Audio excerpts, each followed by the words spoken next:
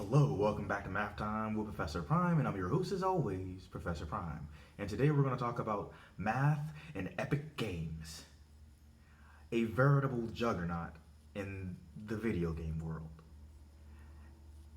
a bona fide giant. We're going to talk about the Unreal Engine, we're going to talk about Fortnite, we're going to talk about the Epic Games Store, and more. So much more. And throughout it, we're going to be talking about the math involved in all of these things. And it ought to be wild. I did so much digging for this. This is going to be a big video. It should be good. Let's get into it. So, to start, Epic Games used to be Epic Mega Games. And before that, Potomac Computer Systems. It started with one man. And nowadays, over 1,000 employees, several divisions and subsidiaries. And it's crazy.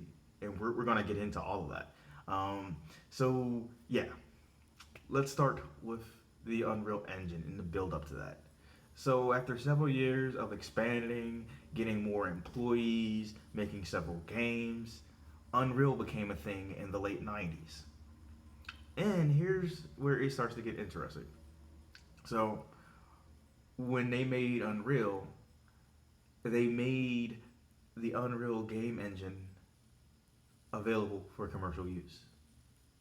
So, the Unreal Engine became a thing. And to date, we're on Unreal Engine 4 with Unreal Engine 5 in the works and supposedly due out this year. And, at time of recording, 2021. So, it gets interesting. And here's the thing. So, I did a short on game engines not too long ago. And I'll leave a link to that as well as so many other links in the description that are going to be worth checking out. Some are from my videos, but some are like from some things that I used while I was digging around, while looking into this video, or looking into the topics for this video. So the thing about game engines is that they take a lot of time, they take a lot of energy, they take a lot of effort.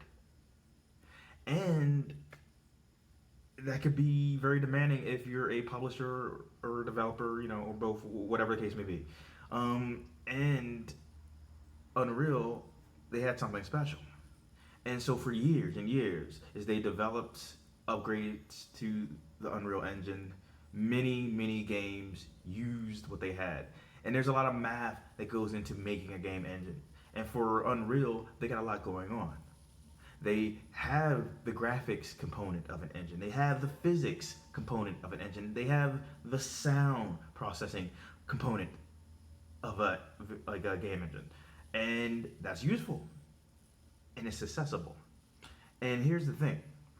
And I'll talk about it a little bit more as we go on throughout the video, but it is available for free, and there's a caveat to that though. If you make over $1 million, then they get 5% of the revenue. But there's some other things with that, but we'll get into it later.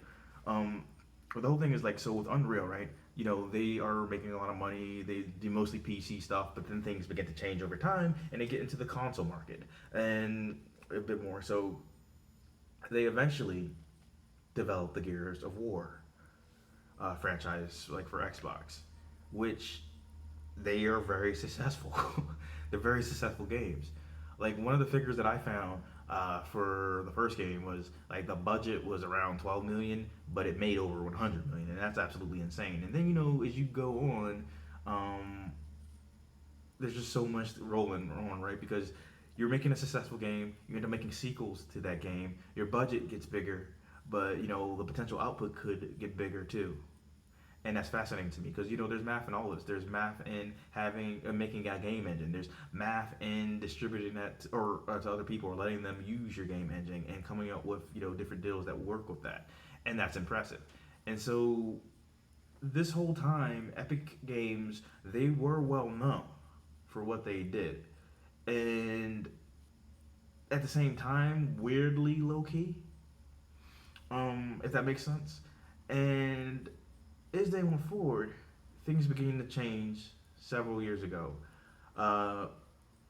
Because eventually they ended up having another company involved um, that kind of switched their focus to like more games as a service sort of deal.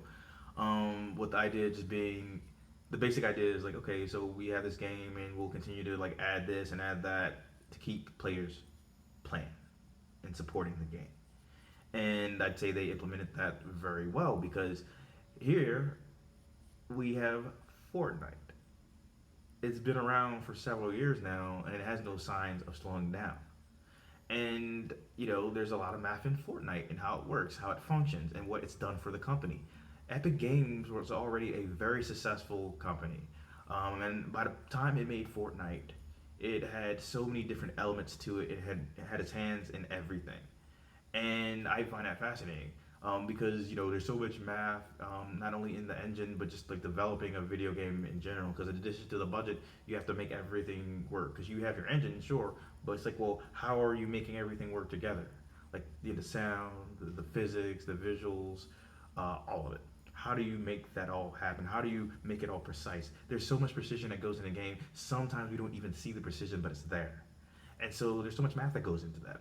And with Fortnite, oof, there's so much you can say about Fortnite. It could easily be its own video, and honestly, most of the topics that I've mentioned so far could easily be their own video. So with Fortnite, I want to focus on Fortnite Battle Royale, but the idea is, there's different game modes, and all of them are pretty successful, right? But with Fortnite Battle Royale, the basic idea is you have 100 players and they get dropped into an arena, and you're duking it out with people. You could go by your own, you could work with teams, and you're building up resources. And so there's math and all that. There's math in how many people are playing, how many people are on your team. There's math in collecting the resources and using the resources. There's so much physics in that game, right? There's going to be so much geometry too, so much intuitive things that, or so many intuitive things that you are doing. You may not be writing down the map, but you're absolutely doing it when you're playing that game. And then the idea is that for Fortnite, it is a free to play game. But they keep the lights on by having battle passes, by having different options, like for allowing players to buy more things to customize their characters. And it works. It works really well. And here's the thing: is they've gone on. They've gotten more people investing in them, and they have invested in other people. And it's crazy how all of it goes because there's so much money involved, and there's so much math in that money. There's so much math in the business side of things. So much that they're doing, and it's wild to me. Fortnite took them from a company that was valued to be in like the hundreds of millions range, approaching $1 billion range, to a company that was worth billions, or estimated to be worth billions. And I think at this point you can't really dispute that. And last I checked, people are expecting them to be headed towards 30 billion or some craziness like that. Trying to think if I said that in the best way. But the idea is they make a lot of money. Fortnite has been around for like 4 years, with the main stuff being around for 3. And they've had people like Disney invest. They've had people, oh, sorry, people. They've had businesses like Disney invest. They've had businesses like Sony invest. And it's absolutely fundamentally bonkers. And here's the thing where I think it gets even more interesting, because there's the gaming side of it, but the business side is interesting too, because at the end of the day, right, like I feel like if you're in a business, the primary goal is to make money. And while I think that is absolutely true for Epic Games, there's a lot that they've contributed to gaming, and a lot that still goes on as a result of that. And as we head into their Unreal 5 era, a lot has happened over the years. So not only do they have Unreal 4 currently available to people for free, and I'll leave a link to that in the description. um, it's pretty reasonable what they allow you to do with that and their assets. Because here's the thing, right? The caveat to it being free is like it's free to a point. Like something that they've been doing since I think 2015, and the idea is that it's free to a point, but that point is so insane because like after $1 million, then they get 5% of all the revenue on the game, and I think that's more than reasonable considering how much you'd have to pay to get a functioning engine, especially in these days. And here's the literally cool part: if you are not part of a video game store, or if you're not part of a video game company, and you want to make a game and you want to get into it, yes, there's going to be so many components, and getting an engine is just part of it. But you can get a free engine, and that's crazy. And I'll leave a link to Unreal, but even though it's not the focus of the video, I'm gonna leave some other stuff down there too that are pertaining to like different game engines and different situations, just because we're on that topic. But back to the Unreal part though. Um, Again, they've been a juggernaut, and they've yet to be thrown in that department, and that alone made them so much money. But Fortnite just took it to the next level, and again, like it shows no sign of stopping. You're seeing every character you could imagine start to pop up in Fortnite, and there's so much money in the licensing of those characters, so much money in their design, which version of that character are you going to do, and how they work and how they function within the game. And the thing about Fortnite is like the players. There's so much math in connecting with people, so much math in forming strategies, so much math in facing your opponents and being that last one to survive. There's so much math in the building, like I said before, and there's so much math involved when it comes to the time that you're investing in a game, right? So there's so much to consider with it, and like I said, it's a free to play model. But if you want to like add to the experience, yeah, you're probably going to pony up some cash. And if you think that's worth it, it's up to you. But the idea is you're making a decision. You're investing money potentially, and you're definitely investing time. And I'd argue, from what I've seen, a lot of people do get a lot out of it. And also, esports, they like Epic Games has invested a lot in esports, and there's a lot of math in esports. There's a lot of math in the logistics of it, right? Like having a competition happen, getting all the technology situated, getting people to work together, distributing the money, setting all of that up. There's so much to consider. And so I'm going to talk about the Epic Game Store and some crazy stuff that has happened involving that in a little bit. But I would like to point out that I've been talking about the Unreal Engine and how important that is to gaming, but it also shows up in some films. And here's the thing: there are different like funds that Epic Games has done to support different people using the Unreal Engine, and it shows up in so many other places. Because, like I said, it extends outside of gaming. It's shown up in different films, different shows, like Mandalorian has some use of that in there, and that's crazy. Um, and there's just so much going on, and because Epic Games makes so much money, they're allowed to make some bold decisions that shake things up a bit. So Epic Games Store, comparable to Steam or really any other platform like that, place to get apps, place to do a lot of cool stuff, right? And there are a lot of things like Steam, like I said, and then iOS, Android, or sorry, Google Play Store, and all those sort of things. They all kind of function the same, more or less. I mean, there's differences here and there, but my whole thing is like they're platforms to sell games and apps and things along those lines, right? And things get interesting from there. So with the Epic Game Store, uh, they undercut some people in a sense because to like have something that like a game or an app that you're going to monetize on a platform like that like Apple or Google has, then the traditional setup from what I found is like they get 30%. Like it's not uncommon. But with the Epic Game Store, from what I found, 12%. And for the record, we're talking about like 12% of the profits, 12% of the revenues, or sorry, revenue. That's more accurate. 12% of the revenue. Um, so that's interesting, and they can do that because they have the money. And there's math in that number sense because they get standing to get a lot more out of undercutting other competition, and it doesn't stop getting interesting from there.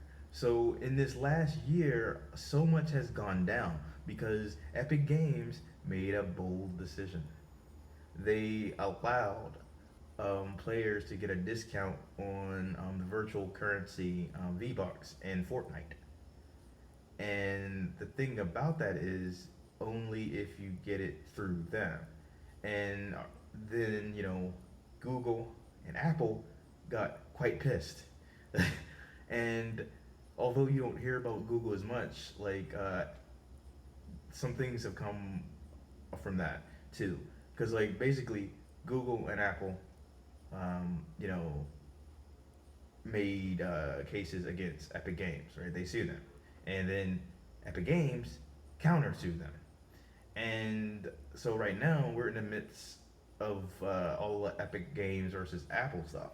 Which I'm going to release some links because it is interesting. Um, and what's really cool is, I was like doing research for this video, and I was talking to my mom because like I knew a lot going in, but I wanted to, make things as detailed as possible. And that way it's like if I do miss something, it'll be mostly accurate. And so I'm talking about this to my mom, and she actually gives me a link, and that led to some other links, and that's awesome. My mom is awesome. And here's the thing: when I was talking to her about video games, she's not a fan of video games, but like she understands that they're a very important part of my life. So we had a cool conversation, So she listened and she gave me some information that was helpful, and that's all really cool.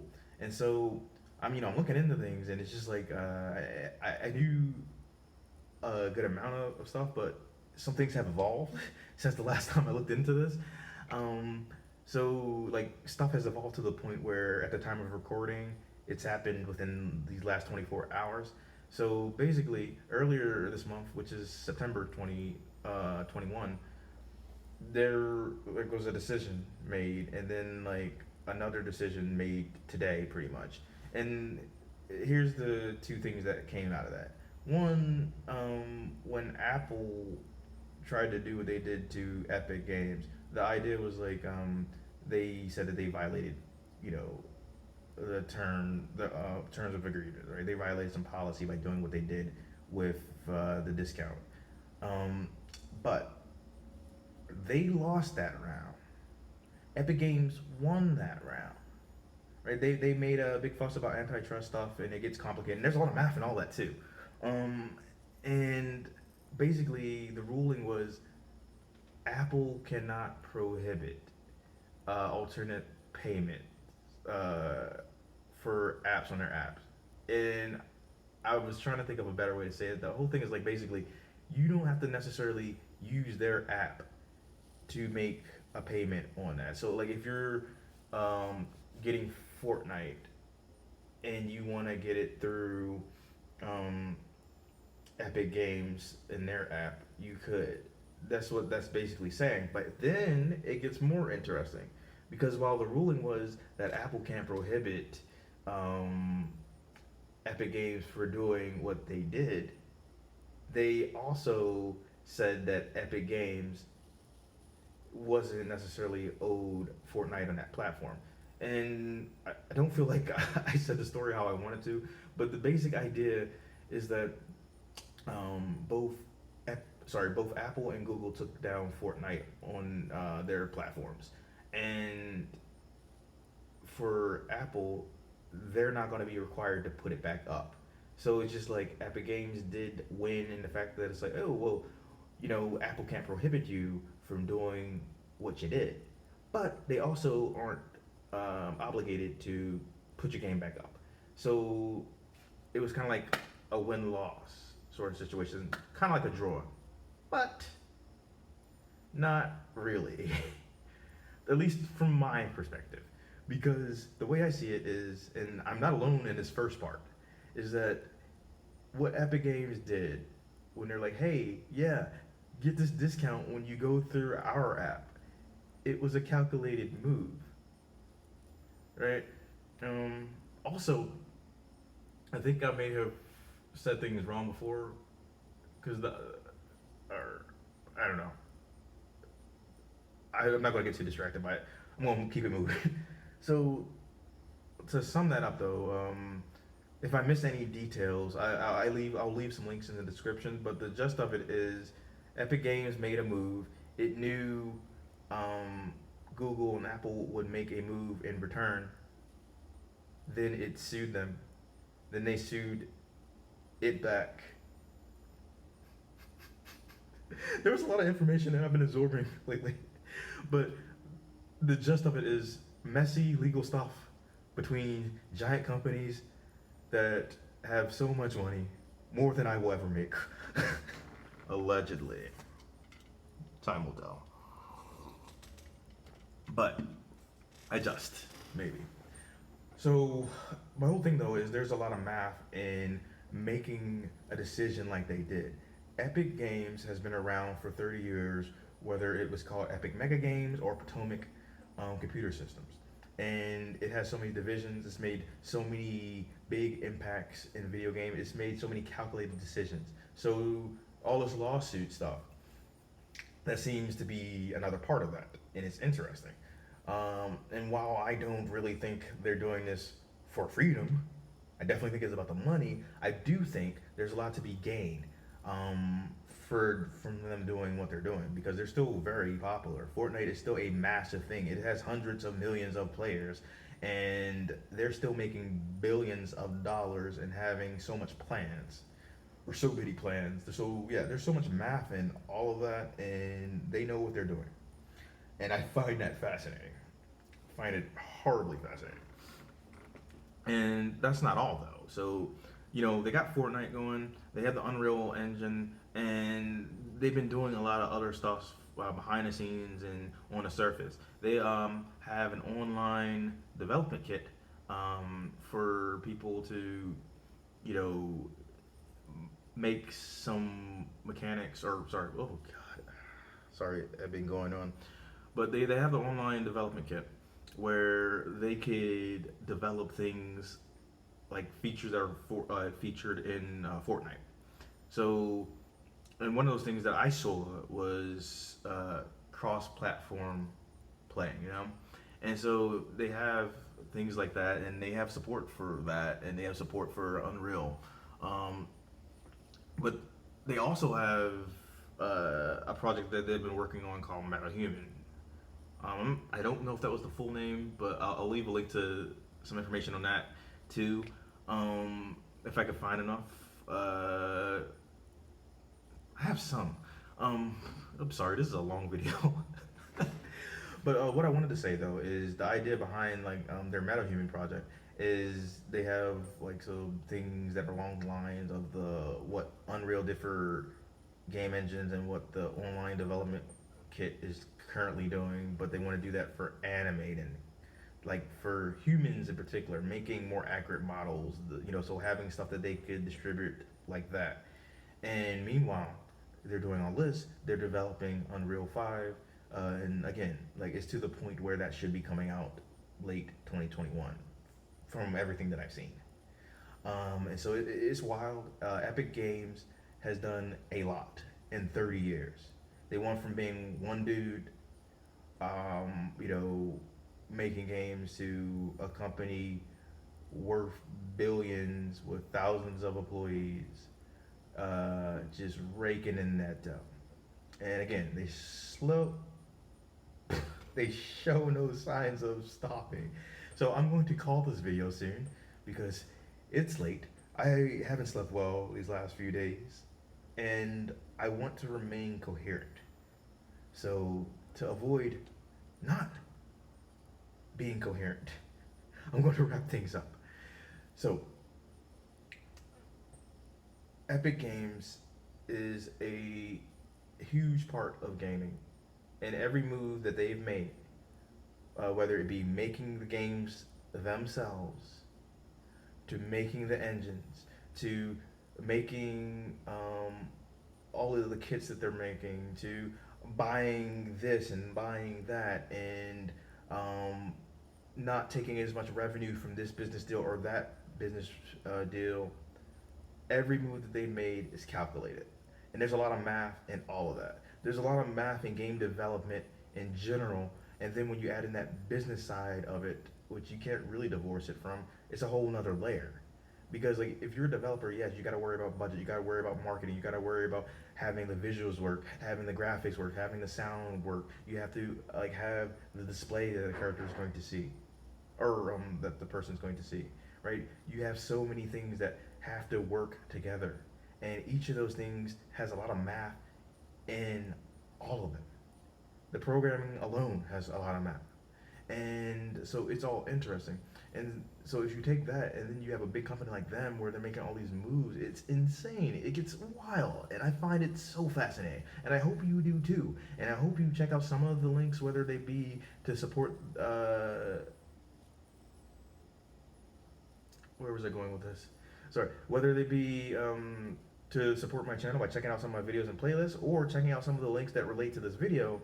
I hope you find something useful for yourself. And for me, I enjoyed this video. It was big, and I hope that I've interested you in what's going on behind the scenes of Epic Games. And whether you know them from Unreal or Fortnite or Gears of War or the free stuff that they have, or for the court case, I hope you've learned something else about them today, and I hope you enjoyed this video and see that like every move that they've made, everything that they've done, there's a lot of math in it because math is everywhere, and that's not necessarily a bad thing. So as you're doing your math out there, do it wisely. Be careful, and also be careful of what you're seeing when you're seeing math. So if that makes sense to you, because math is an amazing thing, but in the wrong hands, it could be disastrous. In the right hands, oh, beautiful things can happen. In any case, have a wonderful day. I'll see you in the next video, and please feel free to contribute to the conversation.